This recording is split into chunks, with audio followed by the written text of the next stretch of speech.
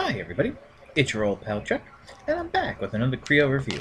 And I'm happy to bring to you fresh from the 2013 Transformers BotCon. This is the 5 Kreon set that was done as a convention exclusive. It is based on the box set theme this year, so you have smaller representations of characters from the box set. This is the front, featuring Machine Wars, Hasbro, all that stuff, and then just a little copyright information on the back. So, yeah, let's just go ahead. One thing I should mention that unlike the set that was from JoeCon, they apparently did put the little tearaway spots on this packaging, because I know a lot of people who bought the Joe sets complained that they were cutting into it and were tearing the instructions, so that's very nice. But we'll put that aside. Have the instruction sheet right here. I'm sure it'll just fold out, and individual bags for each of the figures. So what I'll go ahead and do is stop the camera right here, go ahead, put these together, and we'll take a look at each of them. Okay, and we're back.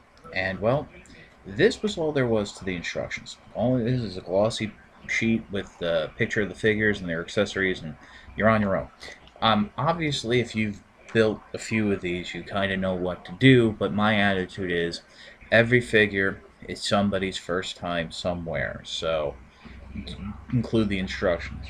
I'm also disappointed, as you can see, that no bricks were included as the figure stands, which is what they've been doing for the Wave 2 blind bag figures, as well as the figures that come in the larger construction sets.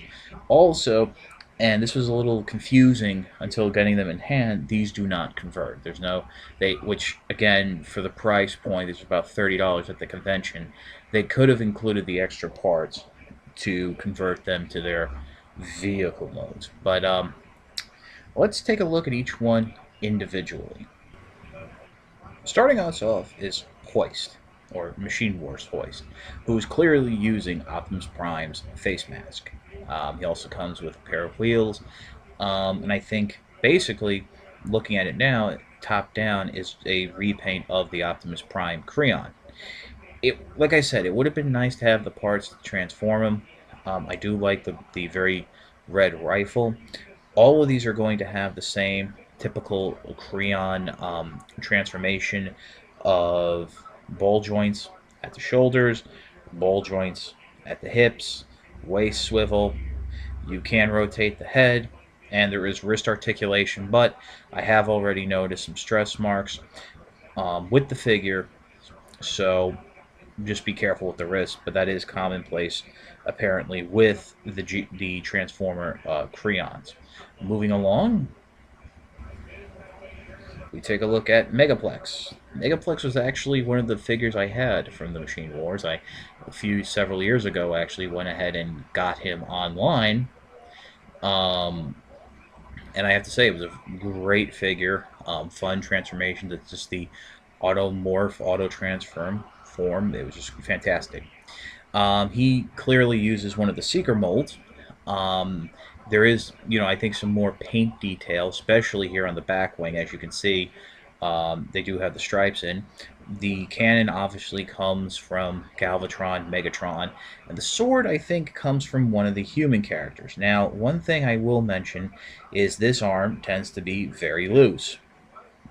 Also, he does have a translucent helmet, so that's kind of cool. But thus far, I think maybe him and Hoist are my favorites from the pack. Just going by looks and the color and what have you. But moving along, we have Obsidian.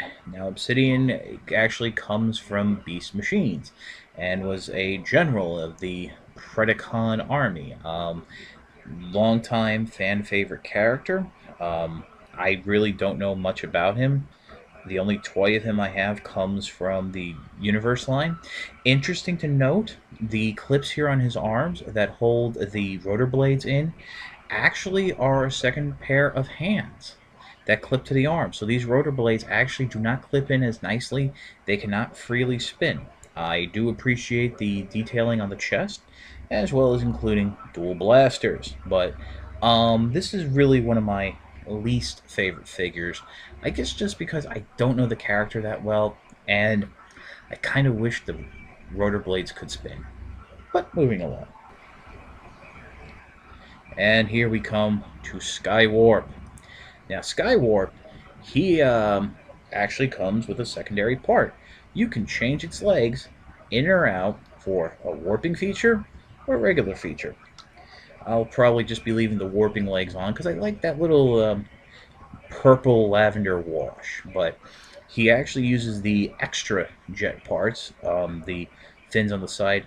Megaplex does as well. So these will actually, if you have extra parts laying around, be the easiest figures to transform and make into jets or what have you. You just pop the helmets off, put the cone pieces on, stuff like that. Just follow the standard transformations for the other Seekers. He also has a clear yellow helmet.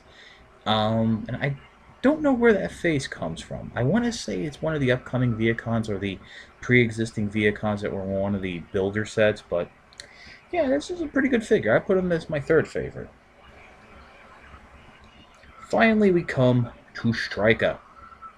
Striker, in my opinion, uses the most interesting parts, as it includes a snorkeling and visor set, or I guess an air tank, from the Battleship line.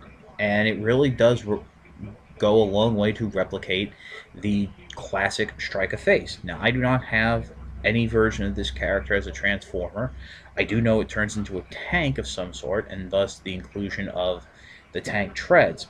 Other than that, there were no weapons or anything, because if I remember, the weapons were supposed to be in the chest. But yeah, this is a fun figure, and something you can enjoy. So let's get to my final thoughts on the entire set.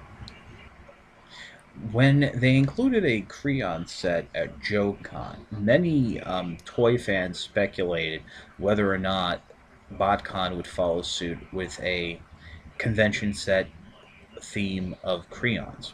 Well, they did. And personally, they were both, I mean, the JoeCon set and this set were both priced relatively the same. I think the Joe set pulled it off a little better just because, at this stage there were some extra features I feel that could have been put into these figures that weren't. There's no stands. There's no parts for them to transform. You'd have to grab them from other sets if you wanted to. With that said, if you're a Kreon fan, I can recommend it, but know what you're getting into beforehand. If you've never dealt with a Kreon set, or if you're only familiar with the micro changers and the other building sets, stay away from these. I mean, theoretically, you'll be able to create them anyway, just pulling parts together. But yeah, that's about it. I got these, thankfully, from a friend who was there, so I paid the retail of $30, plus whatever the shipping was to get it to my house. And realistically, that's all I can recommend you pay as well, which is unfortunate, because as of right now, these sets are going for $50 on up. So it's your old pal Chuck, for Hoist, Striker, Skywarp, Obsidian, and Megaplex. We'll see you next time.